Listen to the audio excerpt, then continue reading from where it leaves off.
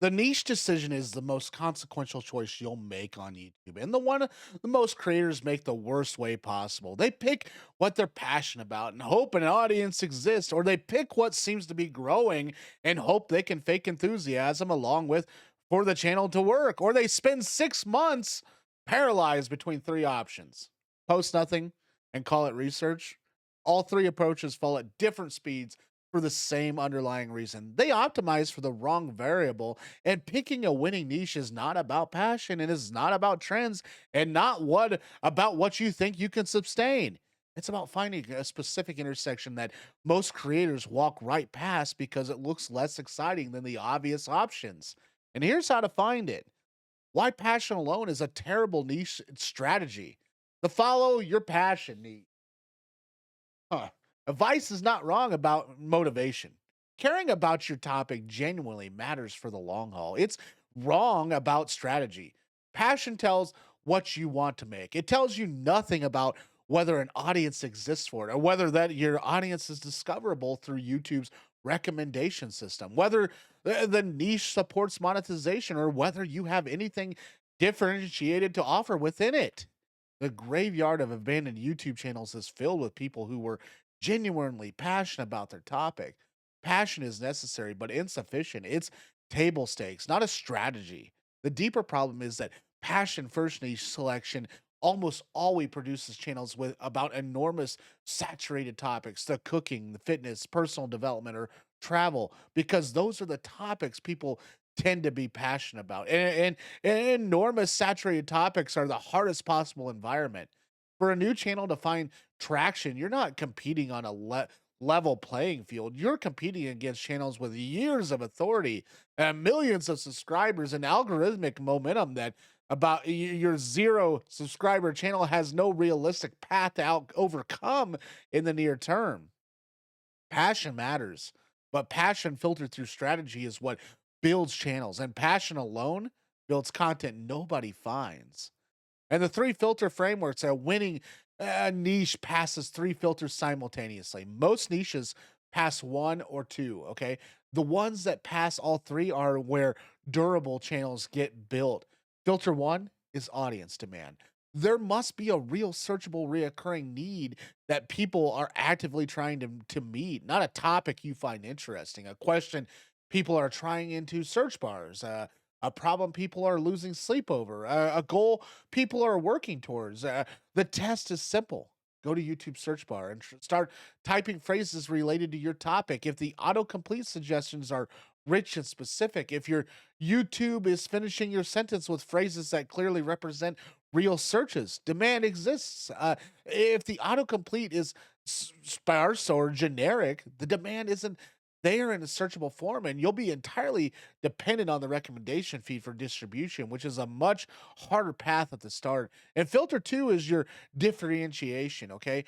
Within the specific niche, is there a specific angle, a format, or perspective, or depth of knowledge that you can provide that isn't already well covered by existing channels? And this doesn't require you to be the world's leading expert. It requires you to have something meaningful and different to offer, a background that gives you a unique lens, an approach that's more honest or more specific or more practical than what's currently available, an underserved subsegment of the broader audience whose specific needs aren't being met. If you can't articulate what makes your channel different from the existing channels in the niche in one sentence, the differentiation isn't there yet. Filter three is monetization compatibility too. Not every niche supports the same revenue potential. As covered in the payment videos, an advertiser RPM varies dramatically. Sponsor availability varies dramatically, and the audience's willingness to buy products and services varies dramatically across different niches. A niche with passionate viewers who never buy anything or attract new sponsors has a ceiling that will frustrate you 2 years in, even if the channel grows well. Ask before you commit. What are the realistic monetization paths in this niche? What do channels at 10 times my current size earn? And is that outcome worth the investment? The intersection approach. The creators who find winning niches faster are almost never the ones who picked a broad topic and started posting. They're the ones who mapped intersections, places where two or three of these interest, skills, or experiences overlap with a real audience need, and found a corner of the map that nobody was covering well. The intersection approach works because it naturally produces differentiation. A personal finance channel is a broad topic with thousands of competitors. A personal finance channel specifically for teachers navigating pension systems, side income limits, and summer cash flow gaps is an intersection of financial knowledge and a specific professional audience with specific problems. The audience is smaller, the competition is almost non existent, and the relevance to every viewer who finds it is immediate and deep. And 1,000 highly engaged teachers are worth more in ad RPM, in product sales, and sponsorship value, in word of mouth referrals than 10,000 passive viewers who found a generic finance channel and barely remember subscribing. Map your own intersection. List your areas of genuine knowledge of experience and not just interests, but things you actually know how to do and or have actually been through. List the specific types of people you understand particularly well, professional communities you've been a part of, life stages you've navigated, problems you've solved that others haven't yet. Then look up for the YouTube shaped gap where your knowledge meets an underserved audience. That gap is your niche. How to validate before you commit. The worst time to discover your niche doesn't work is after you made 40 videos in it. The best time is before you make the first one. Validation is a 2 to 4 hour research process that tells you whether the intersection you've identified has real legs.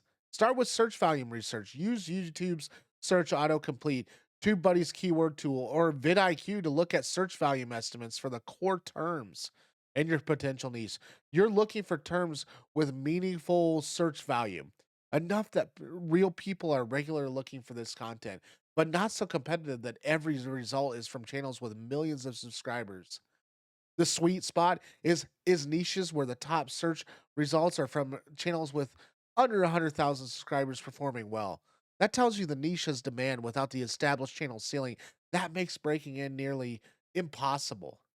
Then spend an hour watching the top 10 channels in your potential niche, specifically their comment sections. Comments are a direct feed of what the audience wants and is into it. I mean, complaints about what the video didn't cover, questions the creator didn't answer, and requests for more specific content in a particular direction. These are your content briefs. If the comment sections of existing channels are full of unmet needs, the niche has room for a better answer. And if every comment is satisfied and specific, the niche may be well served enough that your differentiation needs to be exceptional to break through.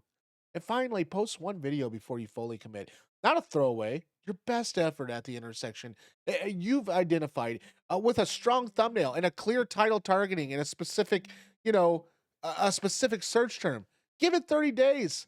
Watch the retention data, the CTR, the search traffic sources, a video that generates consistent search traffic on a first attempt. Even modest traffic is one of the strongest signals available that the niche has real pull. A video that generates zero search traffic after 30 days, despite targeting as a specific term, suggests either the demand isn't there or the presentation was just missed. The niches that perform consistently in 2026 without endorsing any specific topic, because execution matters more than topic selection. The niche categories that consistently support channel growth and meaningful monetization share a few structural characteristics worth understanding too. Niches tied to expensive problems or decisions attract high value audiences and high RPM advertisers, health decisions, financial decisions, career decisions, and major purchases. Anywhere the viewer is trying to navigate something that costs them money or significantly affects their life. The content has high utility and the audience has high engagement. Niche down versions of these not investing, but investing for single parents in their 40s. Add specificality that multiplies relevance without sacrificing the underlying economics. Niches tied to reoccurring needs to outperform event based niches. A channel about navigating divorce services serves as an audience for 3 to 12 months. A channel about building a freelance career serves the same viewer for years as their situation evolves. Content that grows with the viewer compounds its audience in ways that event specific content cannot. Niches that where search intent is strong generate more stable, evergreen traffic that niches dependent on feed driven discovery. Someone searching how to negotiate a raise at work has a specific urgent need. Someone who stumbles across a vlog about someone's job life does not. Search driven niches compound traffic from old videos in ways that trend dependent niches never will. And the decision you're actually making, picking a niche is not a permanent tattoo.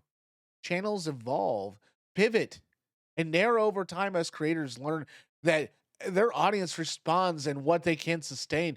But the starting niche shapes the first years of algorithmic learning and audience building and content habit information in ways that matter. Make the decision deliberately.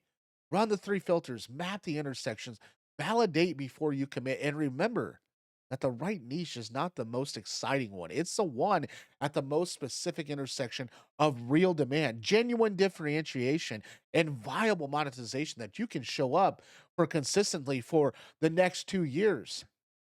That intersection exists for you. It just requires more than 10 minutes of thought and a lot more than gut instinct to find it. Thanks for watching. If you found value in this video, please subscribe. I'd love to have you on the team. Thanks for watching, and we'll see you on the next one. If you found value also, check out this video to the right. Could help you out on your journey too as well. Take care.